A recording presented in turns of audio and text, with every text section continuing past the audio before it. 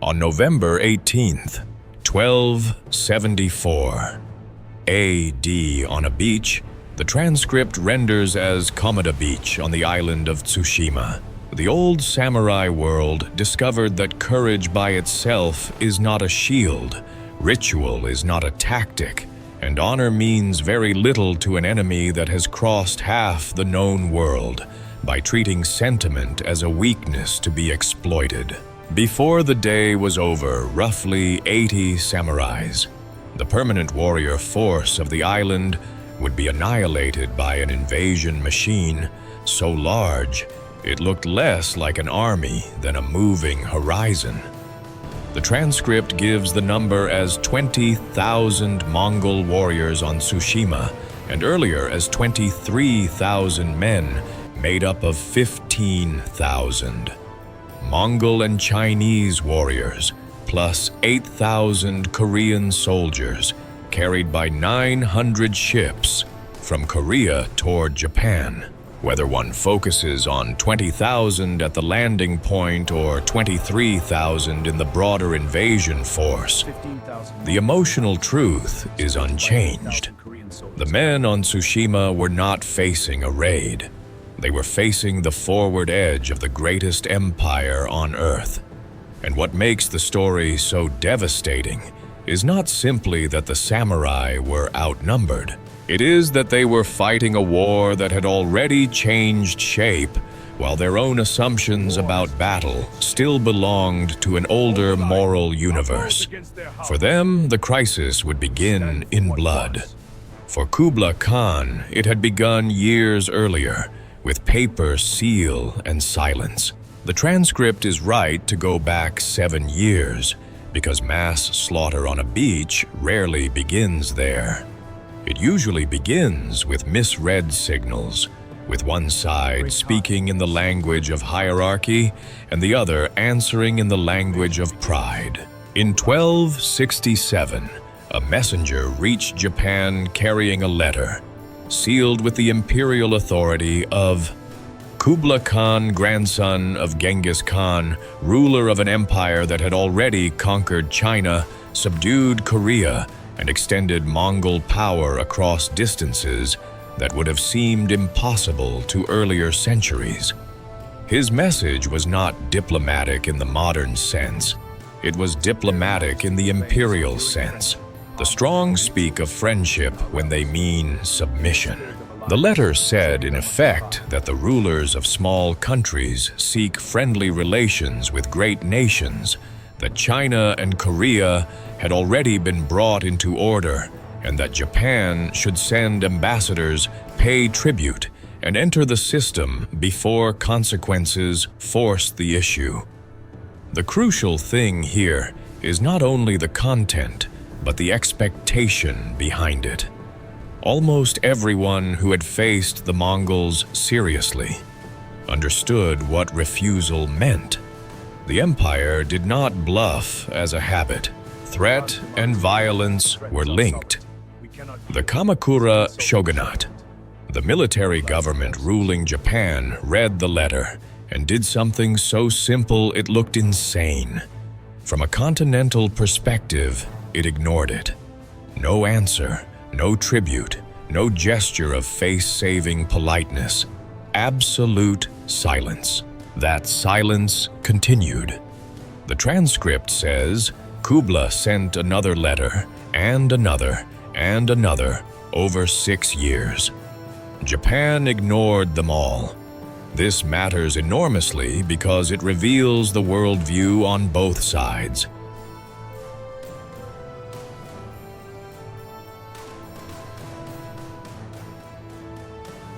Kublai was not accustomed to being ignored.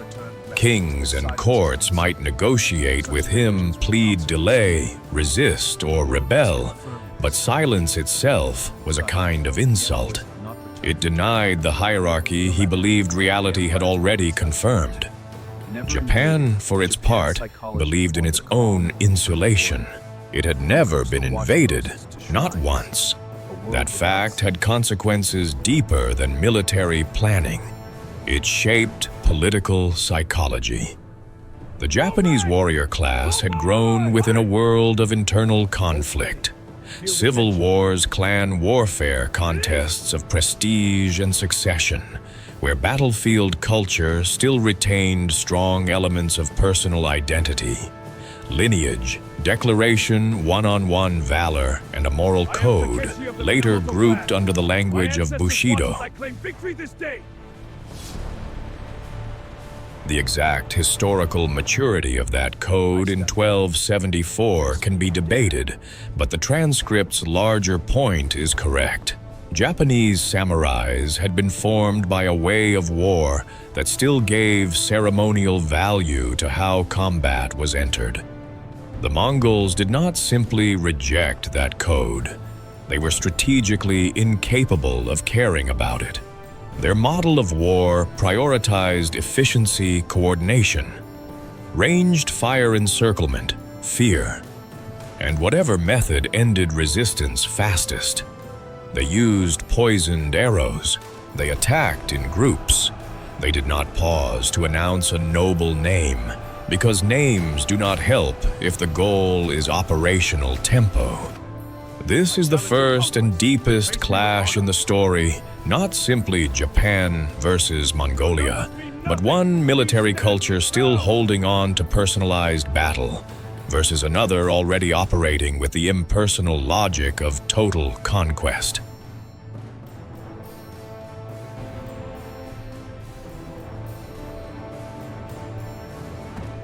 While Japan remained proud and silent, Kublai Khan prepared what the transcript correctly frames as something the Japanese could scarcely imagine. In the ports of Korea, especially around, places rendered here as Man and Japo Bay, an invasion fleet was assembled, 900 ships, a floating bridge between the continent and the islands.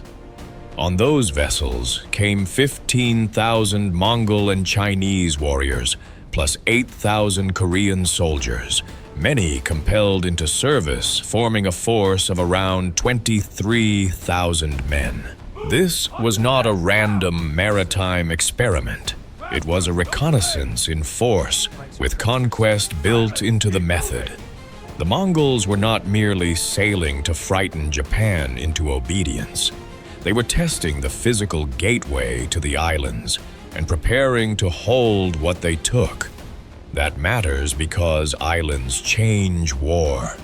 Naval invasions require bases. Supply requires anchorage.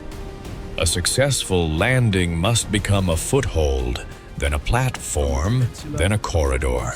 Tsushima mattered because it sat between Korea and Kyushu, the nearest of Japan's main islands. Whoever held Tsushima possessed the stepping stone, the warning post, and the first usable scar cut into Japan's defensive skin. And on Tsushima, almost absurdly, there were only around 80 permanent samurais under the command of the local military governor, the Jito named in the transcript as So Sukekuni. 80 men to defend an island with peasants, families, temples, fields, and fishing communities under their protection. The transcript captures the moment that defines him. He climbs high enough to see the horizon and begins counting sails. 10, 20, 50, 100, then too many to count. Numbers matter differently when seen from a cliff than when read in a record. On paper, a large fleet is a statistic. From the shoreline, it is dread made visible. Sukekuni understood the basic arithmetic immediately. 80 against thousands. The options stripped bare were three. Surrender and trust the invaders' mercy. Flee to Kyushu and warn the shogunate in person. Or stay, resist, and die. The transcript frames the dilemma correctly. What is worth more life or honor? But that can be sharpened further. For Sukekuni, this was not merely personal honor. It was strategic signaling. If Tsushima fell without resistance, The Mongols would gain a secure base cheaply, and the authorities in Kyushu might still underestimate the scale of the threat. If he fought and failed but sent warning, then his death might buy time. This is the terrible arithmetic of sacrificial resistance. Sometimes men do not hold because they expect victory. They hold because without visible resistance, the next line of defense will not properly understand what is coming. So Sukekuni made the decision that turns a local commander into a historical symbol. He stayed, he fought, and before the beach itself became a killing ground, he ensured that a message would go out. That detail matters because the battle on Tsushima was tactically a massacre, but strategically not meaningless. The rider or messenger who escaped in the first hours of the attack carried more than bad news. He carried scale. He carried proof that the threats of Kublai Khan had matured into an actual amphibious invasion. He carried something the distant administrators of Dazaifu in Kyushu desperately needed: the end of denial. That would matter later. But first came the landing.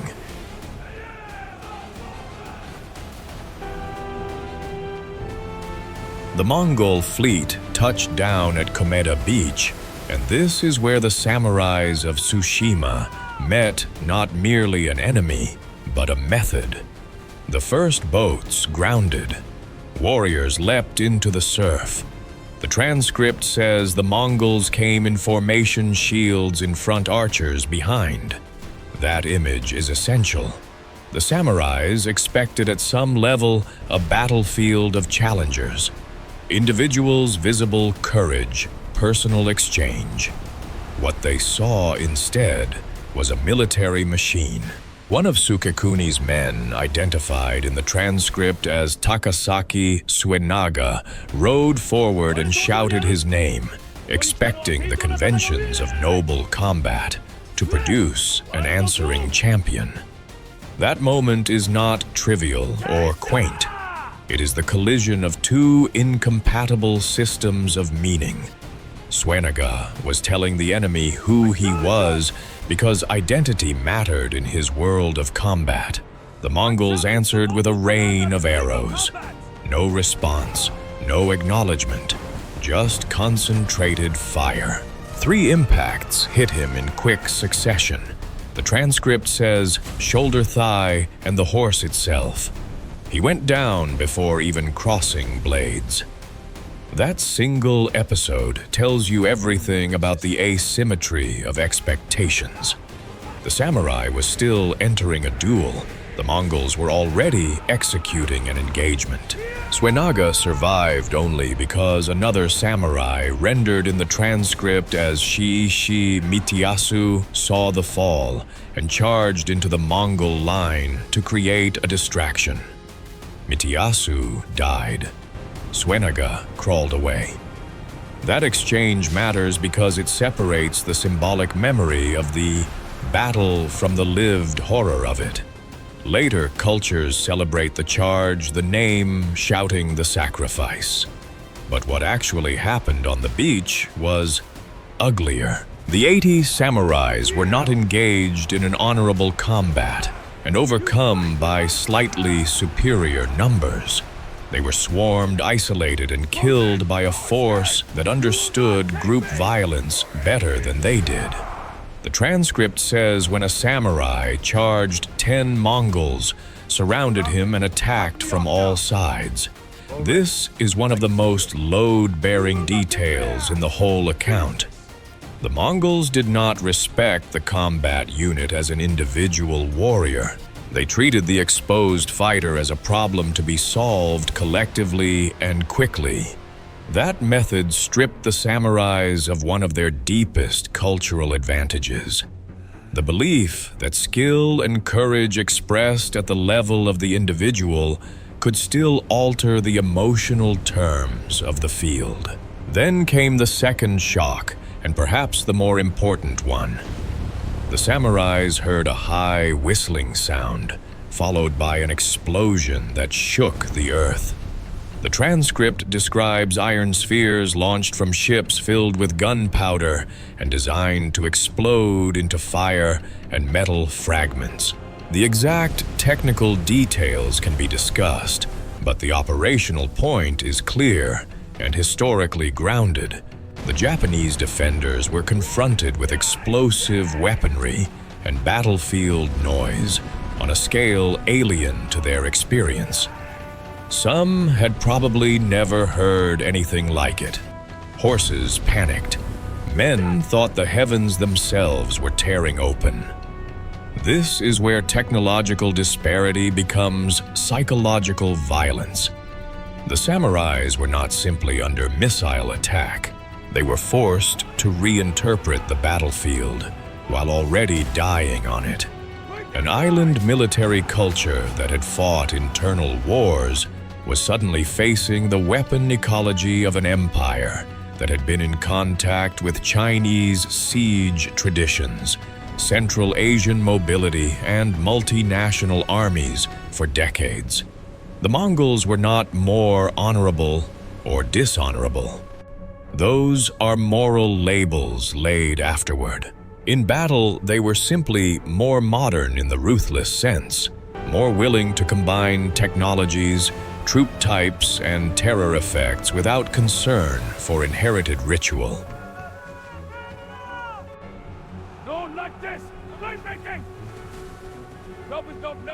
So Sukekuni watched his men fall and understood what many commanders in history understand too late. The enemy was not stronger in the way he had expected. He was stronger in a way that invalidated the old frame completely. The transcript gives the final image of Sukekuni, not as a man performing ritual suicide, and not as a commander trying to negotiate surrender, but as a warrior choosing a third path. He charged directly into the center of the Mongol formation with 23 samurais, in one last attempt to turn annihilation into statement. That choice deserves to be read clearly. It was not tactically rational. It was communicative.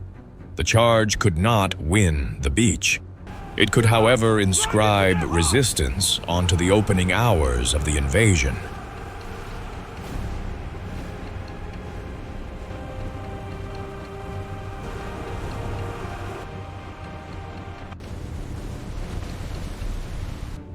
All 23 died.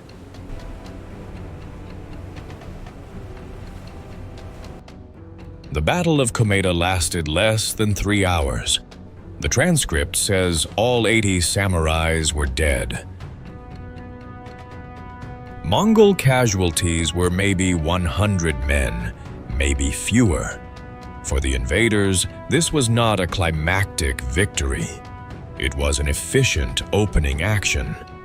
That asymmetry of feeling matters, because the same event can be remembered by one side as sacred sacrifice and by the other as routine warm-up.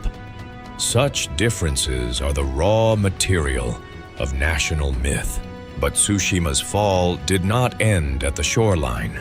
In fact, the beach massacre was only the preface to the real atrocity. Once the Mongols secured the landing zone, they disembarked the rest of the force. They split into groups. One moved inland, searching villages, temples, and pockets of resistance. Another secured the coast. Another began fortifying. This is what makes the Mongol method so dangerous. They did not only raid, they landed organized and tried to stay.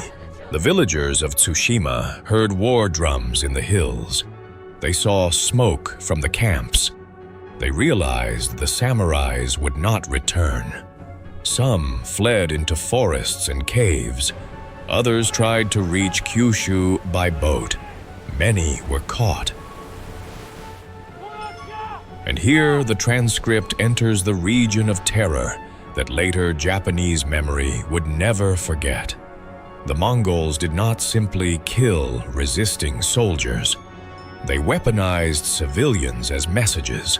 Prisoners, women, children, priests, elderly captives had their palms pierced, ropes threaded through the wounds, and were hung from the sides of ships like living banners. Whether every such scene occurred exactly as later memory preserved it, the strategic principle is indisputable. Terror has always been most effective, not when it merely kills, but when it is staged to arrive, before the next battle begins. The point was not sadism alone. The point was transmission. Let the next island see what waits for those who resist. That is the essence of Mongol terror doctrine in this theater. Do not merely conquer. Pre-conquer psychologically by ensuring the survivors carry a story so vile that surrender becomes a rational act of self-preservation. On Tsushima, heads were piled on the beach. Civilians were displayed. The island fell completely. In 2 days, the transcript says, whatever isolated samurais remained in the interior or in remote villages died without glory and without help. And yet here, the Mongols committed a strategic error they did not fully appreciate. Before dying, Sukekuni had ensured that warning escaped. A rider crossed to Kyushu in a small boat and reached Dazaifu, the administrative center. There, the governor identified in the transcript as Shaitsunesqueke, or a similar rendering heard what sounded at first like impossibility. Itself, an immense fleet, thousands of warriors' weapons that exploded like thunder, and Tsushima already lost. At first, disbelief. Of course, the letters of Kublai Khan had been years ago. Many must have assumed the threat had gone cold, that China and Korea occupied the emperor's attention, that Japan's silence had worked because the other side had grown bored. Now disbelief became mobilization. To the gates, orders are flowing. Tsushima's warning is dire. Messengers right now with these commands. Orders went out. Messengers rode. Villages near likely landing zones were warned. Available samurais across Kyushu were told to move toward the coast. Yet the problem remained brutal. Japan had no centralized mass army waiting under one command. The samurai class was elite, not numerous. Centralized mass army, scattered local musters and separate command groups, rather than The transcript estimates perhaps 3,000 samurais in all of the Kyushu region, against around 20,000 invaders. That is still a terrible disparity. And worse, the Mongols were already moving again. Once Tsushima was secured, the fleet sailed to the next stepping stone, Iki, only about 50 kilometers away, and closer still to Kyushu. If Iki fell quickly, then the gate to the Japanese main islands would stand dangerously open. Iki had more defenders than Tsushima, around 120 samurais, under the command of another local leader, Taira no Kagetaka, according to the transcript. He had something Sukekuni did not time measured, not in peace, but in warning. News from Tsushima reached him. He heard about the formations, the bombs, the total annihilation. So Kagetaka faced the same moral dilemma, but with more information. He could flee with his men, take as many civilians as possible, and reinforce Kyushu directly. That choice might have been strategically defensible. Or he could remain, fortify, evacuate. Women and children inland, and force the Mongols to spend another day or two in blood. He chose to stay. Again, we should be careful with our praise. It was brave. It was also tragic. But bravery and tragedy are often neighbors in frontier defense. He organized barricades on the beaches, archers in the hills, fallback points inland, and prepared not for a duel of honor, but for delay through terrain.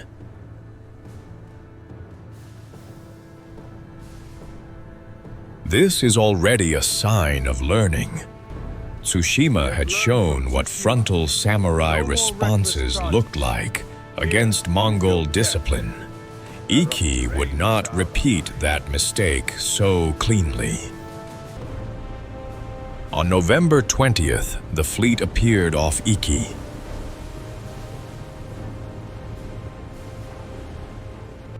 Kagetaka saw the same 900 ships, and according to the transcript, saw something worse than sails. The bodies hanging from them, some recognizable as people from Tsushima. That image matters because war between islands is intimate. These were not abstract countrymen from a far province. These were people met at festivals, ceremonies, trade encounters, marriages. Terror displayed at sea arrives differently when the dead are locally known. Then the Mongols began their now perfected sequence. First, bombardment from the ships with explosive spheres.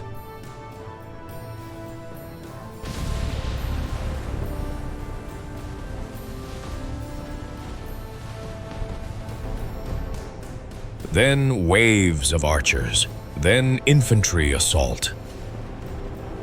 The samurais on Iki, better prepared than those on Tsushima, did not simply charge into the surf. They used barricades and high ground. They counterattacked from flanks. They set ambushes along narrow approaches.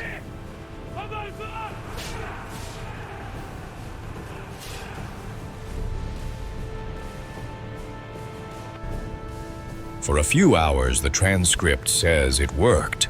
This is important. Resistance adapted. The Mongols still took the beach, but they had to work for the interior. Small Japanese detachments hit, withdrew, hit again. Perhaps dozens or even hundreds of Mongols died in the process, but numbers and time still favored the invader. The Mongols adjusted, sent scouts, mapped the ambush patterns, surrounded positions, and destroyed them one by one. This is another Mongol strength often missed when the focus stays only on cavalry shock.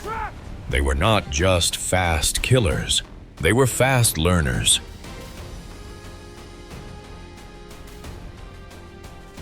The 120 samurais became 100, then 80, then 60, then 40.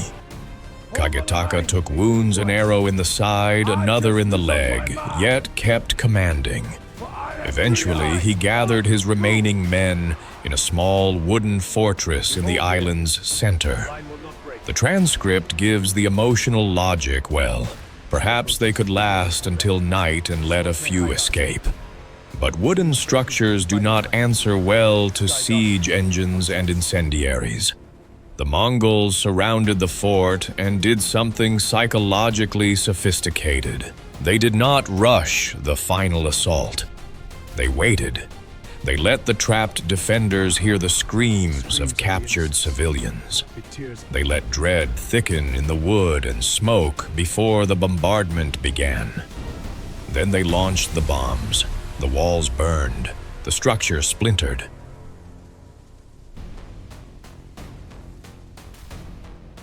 Kagetaka came out with his last 20 men and charged. This time, the transcript makes a subtle point worth keeping. He did not shout his name. He did not seek honorable duel. He simply fought. That shift is the whole arc of these first island battles in miniature. The samurai world was learning under catastrophic pressure that the code of personal combat could not be the organizing logic of survival in this kind of war. Kagetaka killed 3 Mongols before a spear brought him down. Iki fell in one day. 120 samurais dead. More civilians taken. The same atrocities repeated. And with Tsushima and Iki both destroyed in less than a week,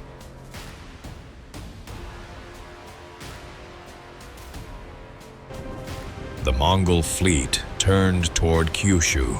This is where the first invasion ceased to be an island horror and became a national crisis. On November 23rd, the transcript says the 900 ships reached Hakata Bay on the north coast of Kyushu. Now the numbers sharpened into something even more frightening. 20,000 Mongol warriors against perhaps 3,000 samurais scattered through the region. Yet something had changed. The defenders had time. Not much, but some. Reports from Tsushima and Iki had arrived. Traditional tactics had already been exposed as suicidal. The men gathering for Hakata knew this would not be won by isolated declarations of lineage. They understood, even if clumsily, that they would have to fight more collectively or perish collectively. This is one of the most important transformations in the narrative. Japan did not simply survive because of weather. It survived partly because enough warning and enough blood had already forced adaptation. Our honor. We now understand that isolated declarations of lineage. The Mongols landed expecting another easy sequence of bombardment archery and disciplined advance. Instead, they found samurais who held position, waited, and counterattacked in coordinated waves. The transcript calls it clumsy and improvised, and that is exactly the point. Adaptation in first contact is rarely elegant. It is desperate. But desperate learning is still learning.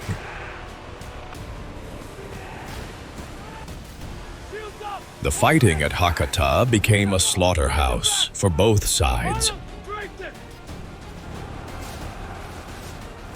The Mongols took the coast, but did not immediately break inland. For every kilometer they paid in men.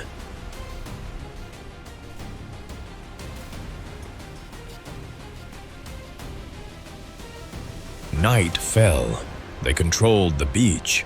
The samurais withdrew to nearby hills. Both sides were exhausted. We are battered. Then the sky changed. A storm approached. The transcript frames it as a typhoon striking on the night of November 23rd. Waves rising, ships colliding, men thrown into the sea. Campfires extinguished, darkness turning the anchored fleet into a graveyard.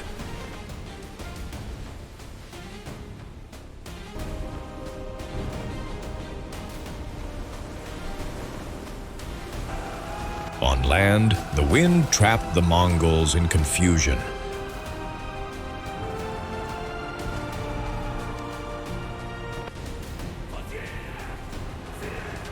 While samurais attacked through the chaos, killing and vanishing before proper formations could be built.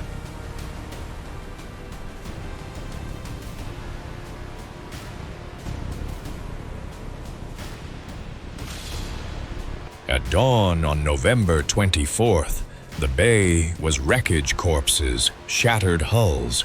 Of the 900 vessels, perhaps 300 remained afloat, perhaps fewer. The invasion force had not been destroyed by battlefield brilliance. It had been broken by weather at the exact moment when its maritime dependency was greatest. The Mongol commander, identified in the transcript as Kim Bangkong, ordered immediate retreat. The battered fleet sailed back. Of the 20,000 warriors who had arrived, approximately 13,000 returned. Around 7,000 were dead. The Japanese, unable to explain survival in purely tactical terms, named the storm Kamikaze Divine Wind. That is where I'll stop part 1, because the next movement is where the story widens from invasion horror into national transformation. The panic of the Kamakura shogunate after winning by miracle rather than mastery. The building of the 2-meter-high stone walls along Hakata. The obsessive preparations of Hojo Tokimune.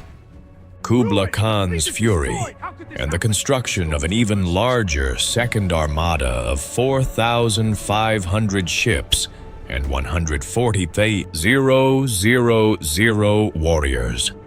The split fleets in 1281 under commanders including Hong Dagu, the stalled assaults, disease, night-raiding samurais, and finally the second much larger typhoon on August 14th, which turned not just the first Mongol invasion, but the entire dream of conquering Japan into a drowned empire at sea. And after that, I can continue into the darker ending. Your source includes Takasaki Suenaga, the Moko Shurai, Ekotoba Samurai resentment over rewards, the political stress on the shogunate, and how the myth of Kamikaze survived for 700 years before dying in the 20th century.